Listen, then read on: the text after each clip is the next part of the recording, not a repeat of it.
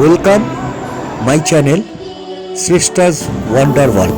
আজ আমরা দর্শন করব কাশী বিশ্বনাথ মন্দির।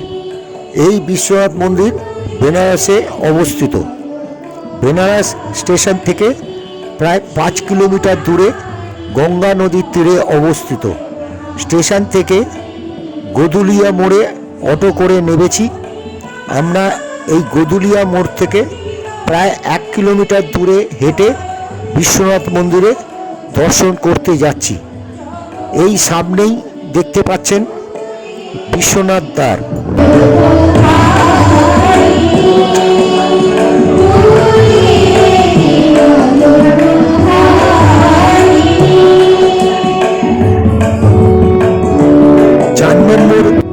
গেট দিয়ে প্রবেশ করছি মন্দিরে যাবার জন্য।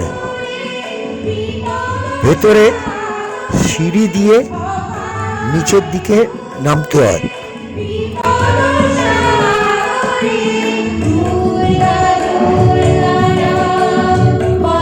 এই সিঁড়ি দিয়ে আমরা নামছি, আপনারা দেখছেন।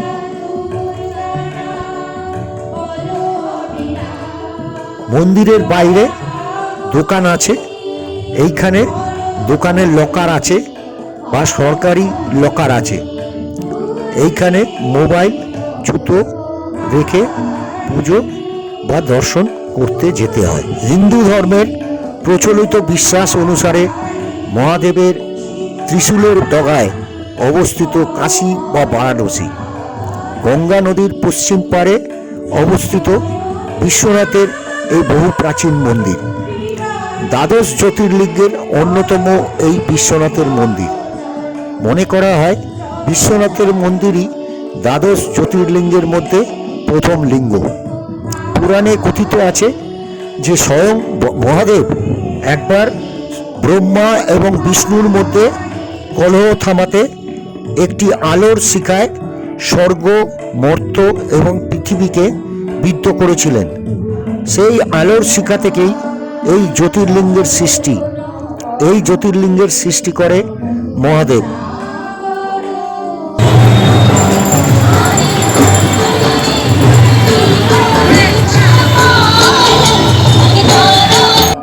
যাচ্ছি বেনারস গদুলিয়া মোড় থেকে একটি টোটো করে প্রায় 1 কিলোমিটার দূরে অবস্থিত। কথায় আছে আগে বাবা কাল ভৈরব মন্দির ঘুরে তারপরে কাশী বিশ্বনাথ মন্দির দর্শন করতে হয়। বাবা বিশ্বনাথের মতনই এই শহরে কাল ভৈরবের মাহাত্ম্য প্রচুর। বাবা কাল ভৈরবকে কাশীর প্রধান কোতোয়াল বলে মনে করা হয়। তার ইচ্ছে ছাড়া বেনারসে কিছুই ঘটে না বলে প্রচলিত বিশ্বাস। আমরা মন্দিরের বাইরের অংশটুকু দেখালাম, কারণ মন্দিরের ভেতরে ছবি তোলা নিষেধ, তাই দেখাতে পারলাম না।